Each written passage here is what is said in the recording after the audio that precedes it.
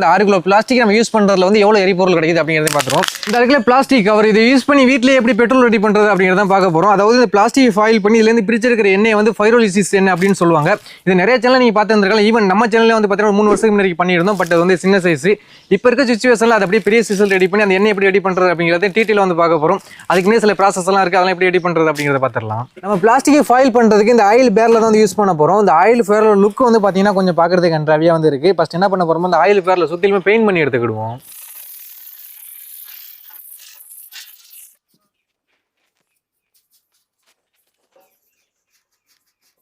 பேரலோட லுக்கே வந்து மாத்திட்டோம். இனி வேலையை ஆரம்பிச்சிருமா. ஃபர்ஸ்ட் நம்ம அந்த பேரலுக்குள்ள வந்து பாத்தீங்கன்னா பிளாஸ்டிக் இன்சர்ட் பண்றது ஒரு ஹோல்ஸ் வந்து போடுற மாதிரி இருக்கும். அதுக்கு நம்ம எக்ஸ்ட்ரா இந்த ஹோல்ஸ் போட வேண்டிய அவசியம் இல்லைன்னு நினைக்கிறேன்.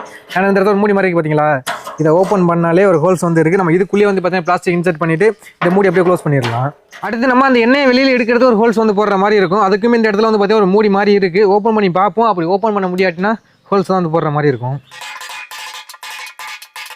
நம்ம இவ்வளோ தட்டுன்னு ஓப்பனாகவே கிடையாதுங்க. இப்போ தான் லாக்கை வந்து கண்டுபிடிச்சோம். ஒரு இரும்பு பட்டை வந்து பார்த்தீங்கன்னா இந்த மாதிரி வெல்ட் அடிச்சு கிடந்துச்சு. இதை வந்து பார்த்தீங்கன்னா இதுக்கு மேலே எப்படி லாக் பண்ணிவிட்டு இதுக்குள்ளே ஒரு இரும்பு பைப்பை கொடுத்துட்டு சும்மா லைட்டை சுற்றினாலே ஓப்பன் ஆயிடுச்சுங்க.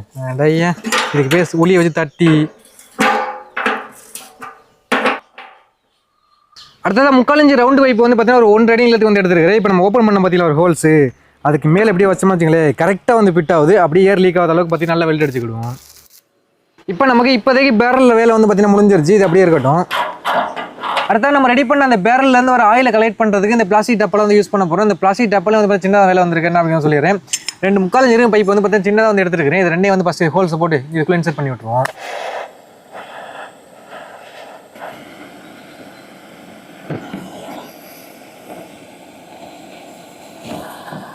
இப்போ எப்படியே இந்த பைப்பை மாட்டிட்டு ஏர் லீக் ஆகாத அளவுக்கு எம்சில் ஒட்டி விட்டுருவோம் சுற்றிலும். அதே மாதிரி இந்த சைடு மாட்டி விட்டுருவோம்.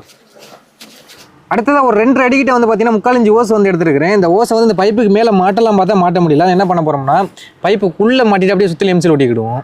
அடுத்து அதே ஓஸில் 1 அடியிலேருந்து கட் பண்ணி எடுத்துருக்கிறேன். இது இந்த சைடு பைப்பில் மாட்டிக்கிடுவோம். நம்ம எண்ணெயை ஸ்டோர் பண்ணுறதுக்கான கண்டெய்னர்லேயும் வேலை வந்து முடிஞ்சிருச்சு. இந்த ஓஸ் வந்து பார்த்தீங்கன்னா அந்த கண்டெய்னர்லேருந்து வர எண்ணெயை வந்து எடுக்கிறதுக்கான ஓஸ். அப்படி இந்த ஓஸ் வந்து பார்த்தீங்கன்னா நம்ம கண்டெய்னரில் எண்ணெயை ஸ்டோர் பண்ணிவிட்டு மிச்ச கேஸ் வந்து பார்த்தீங்கன்னா வெளியே தள்ளும் பார்த்தீங்களா, அதை வெளியே தள்ளுறதுக்கான இந்த ஓஸ் தான் இது. இந்த ஓஸில் வந்து பார்த்தீங்கன்னா நம்ம அந்த கேஸ் எப்படி வருது அப்படிங்கிறத வந்து ஃபயர் பண்ணி டெஸ்ட் பண்ணி பார்க்கலாம். அதுக்கு சின்ன ஒரு வேலை பார்க்க வேண்டியதுக்கு அதையும் பார்த்துக்கிடுவோம். இப்போ நமக்கு அந்த கேஸ் அவுட் ஆகிற ஓஸை வந்து பார்த்தீங்கன்னா கேனில் ஹோல்ஸ் போட்டோம் பார்த்தீங்களா, அதுக்குள்ளே விட்டு அந்த கேனோட எண்டு வர வரைக்கும் இன்சர்ட் பண்ணிக்கிடுவோம். அப்படியே வச்சிருந்த இடத்துல வந்து பார்த்தீங்கன்னா கேஸ் லீக் ஆகாமல் இருக்கிறதுக்கு எம்சில் போட்டு ஒட்டிக்கிடுவோம். அவ்வளோதாங்க, ஆல்மோஸ்ட் நம்ம கண்டெய்னரில் வேலை வந்து முடிஞ்சிருச்சு. இந்த கண்டெய்னருக்குள்ள வந்து பார்த்தீங்கன்னா பிளாஸ்டிக் வந்து ஃபில் பண்ண போகிறோம். என்ன டைப் ஆஃப் பிளாஸ்டிக் வந்து பார்த்தீங்கன்னா PE, PP அண்ட் PS இந்த டைப் ஆஃப் பிளாஸ்டிக் வந்து பார்த்தீங்கன்னா யூஸ் பண்ணலாம். இப்போ நம்ம என்ன பண்ண போகிறோம்னா அப்படி வீட்டை சுற்றி என்னென்ன பிளாஸ்டிக் கிடக்கு அப்படிங்கிறத பார்த்து பிறக்க போகிறோம். இந்த பிளாஸ்டிக் வந்து பார்த்தீங்கன்னா வீட்டை சுற்றி கலெக்ட் பண்ணது. இப்போ நம்ம வீட்டை சுற்றி வந்து பார்த்தீங்கன்னா பிளாஸ்டிக் குறைச்ச மாதிரி ஆயிடுச்சு. நமக்கு இதுலேருந்து எரிபொருள் வந்து கிடைக்க போகுது. அடுத்ததாக வந்து பார்த்தீங்கன்னா இந்த பிளாஸ்டிக் நமக்கு வந்து பத்தாது. அதனால் இது பழைய முறையில் வந்து பார்த்தீங்கன்னா கொஞ்சம் எக்ஸ்ட்ரா பிளாஸ்டிக் வாங்கிட்டு வந்துருக்குறோம்.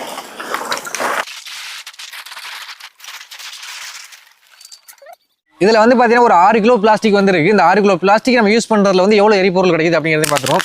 இப்போ இந்த வாட்டுக்கு எல்லாம் இருக்குல்ல, இந்த மூடி ஓப்பன் பண்ணிவிட்டு அப்படியே நசுக்கி இதுக்குள்ளே இன்சர்ட் பண்ணிடுவோம். இதே மாதிரி எல்லாத்தையும் எடுத்து போட வேண்டியதான். நமக்கு முழு கேனை உள்ளே போட்டாலுமே கரெக்டாக வந்து போகுது. பட் இருந்தாலும் முழுசாக போட்டோமா வச்சுங்களேன், டேங்க் வந்து டக்குன்னு ஃபுல்லாயிரும். இப்போ நச்சு போட்டால் நம்ம நிறைய கேனை உள்ளே வந்து போட முடியும்.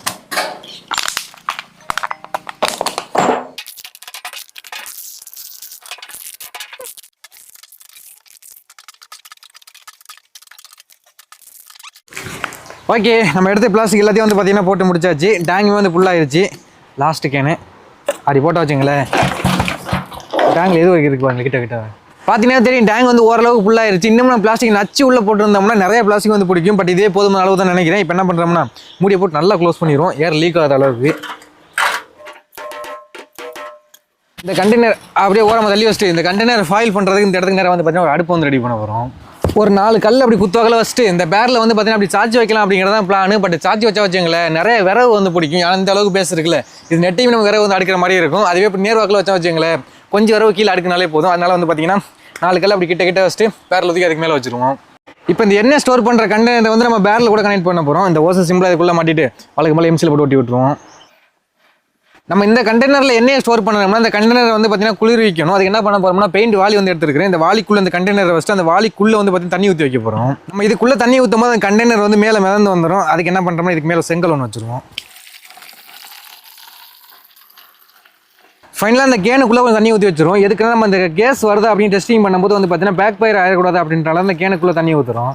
கம்ப்ளீட்டாக அசம்பிளையும் முடிச்சிட்டோம். இந்த அடுப்பு பற்ற வைக்க வேண்டியதான். இது 2 ஆனதுக்கு அப்புறம் வந்து பார்த்தீங்கன்னா இது எப்படி ஒர்க் ஆகுது அப்படிங்கிறத டீட்டெயிலாக சொல்கிறேன்.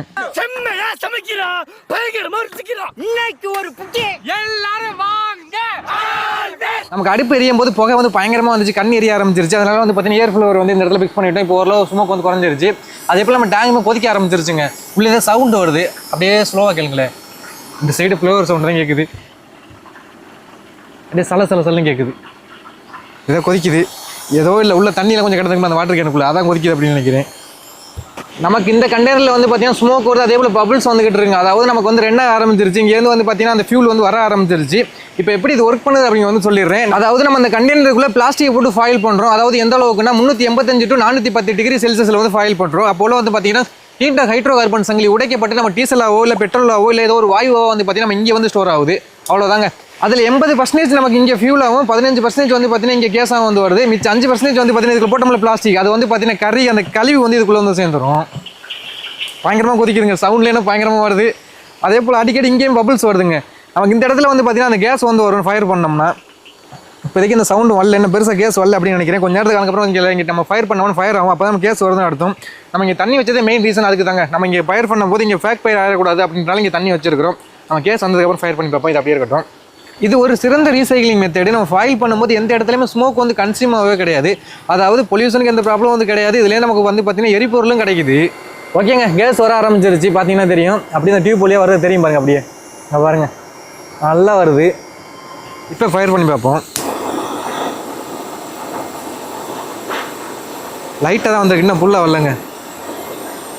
எல்லாம் வச்ச உடனே பிடிக்கும். இன்னும் கொஞ்சம் வெயிட் பண்ணுற மாதிரி இருக்கும் போல். ஓகே, வெயிட் பண்ணுவோம். கிட்டத்தட்ட 20 மினிட்ஸ் ஆயிடுச்சுங்க நம்ம அதை ஸ்டார்ட் பண்ணி. இப்போ தான் கேஸோட இன்க்ரீஸ் வந்து ஆயிருக்கு, நல்லா இன்க்ரீஸ் ஆயிருக்கு. அதே போல் வந்து பார்த்தீங்கன்னா இங்கே ஃபியூலுமே ஸ்டோர் ஆக ஆரம்பிச்சிருச்சு.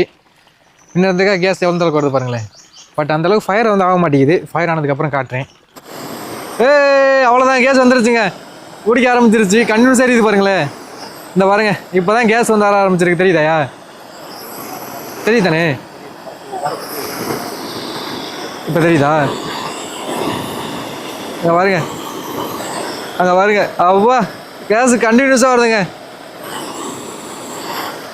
அவ்வளோதான், சக்ஸஸ்.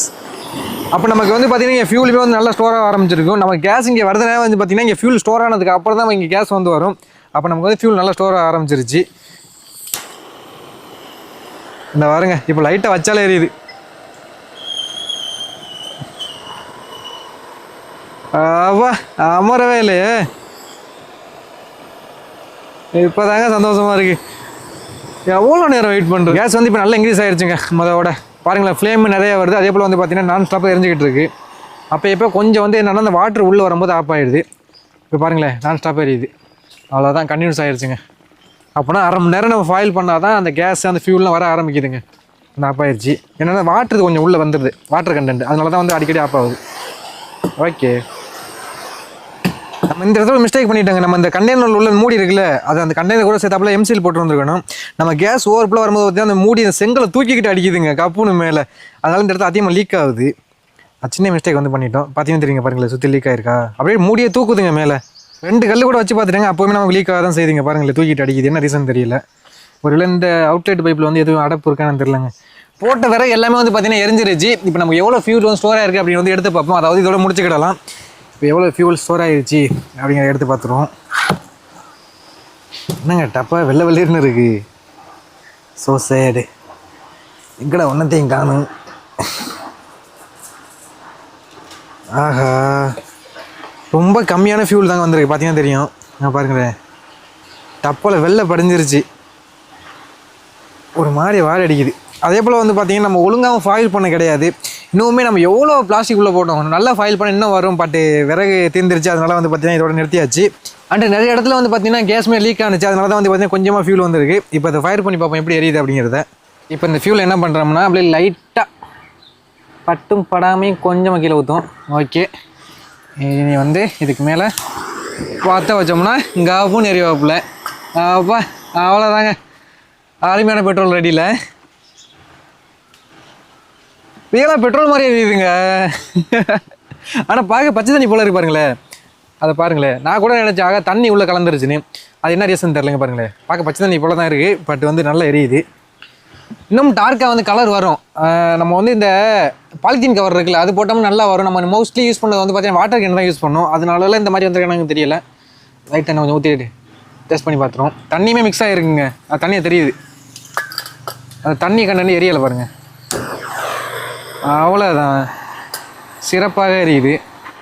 நான் எரிஞ்சு முடிச்சதுக்கப்புறம் தான் பார்த்தேன் அந்த இடத்துல வந்து பார்த்தீங்கன்னா ஒயிட் கலரில் வந்து படிஞ்சிருக்கு. அதாவது வந்து பார்த்தீங்கன்னா இதில் பிளாஸ்டிக் கண்டென்ட்டுமே வந்து இருக்குது. பிளாஸ்டிக் அங்கேயும் பறைய கிடக்கு பாருங்கள் வெள்ளை கலரில். அழிச்சா அழியுது. இதுதான் வந்து பார்த்தீங்கன்னா அந்த பிளாஸ்டிக்லேயும் பிரித்து எடுத்து அந்த பைரோலிசிஸ் எண்ணெய். அண்ட் இதை வந்து பார்த்தீங்கன்னா செயற்கை கச்சை எண்ணெய் அப்படின்னு சொல்லுவாங்க. நான் ஆரம்பத்தில் வந்து பார்த்தீங்கன்னா பெட்ரோல் ரெடி பண்ண போகிறேன்னு சொல்லியிருந்தேன்ல, அது எதுக்கு சொல்லியிருந்தேன்னா இது செயற்கை கச்சை எண்ணெய் அப்படின்றனால இதுலேருந்து வந்து பார்த்தீங்கன்னா பெட்ரோல் கண்டென்ட் தனியாக பிரித்து எடுக்க முடியும். அதுக்கு சில ப்ராசஸ்லாம் இருக்குது. அது எப்படின்னு வந்து எனக்கு தெரியல. உங்களுக்கு தெரிஞ்ச கமெண்ட்ல தட்டி விட்டுருங்க. அண்ட் இது வந்து பார்த்தீங்கன்னா ஒரு சிறந்த ரீசைக்கிள் முயற்சி இந்த மாதிரி சொல்கிறாங்க. ஏன்னா பிளாஸ்டிக்கோட அளவையும் குறைக்கலாம். அதுலேருந்து வந்து பார்த்தீங்கன்னா எரிபொருள் நமக்கு வந்து கிடைக்குது. இதை பற்றி நீங்கள் என்ன நினைக்கிறீங்க அப்படின்னு ஒப்பீனியன் வந்து காமெண்ட்ஸ் தட்டி விட்டுருங்க. அண்ட் இதே என்ன பண்ணலாம் அப்படின்னு சொல்லுங்கள். நெக்ஸ்ட் வீடியோவில் மீட் பண்ணலாம்.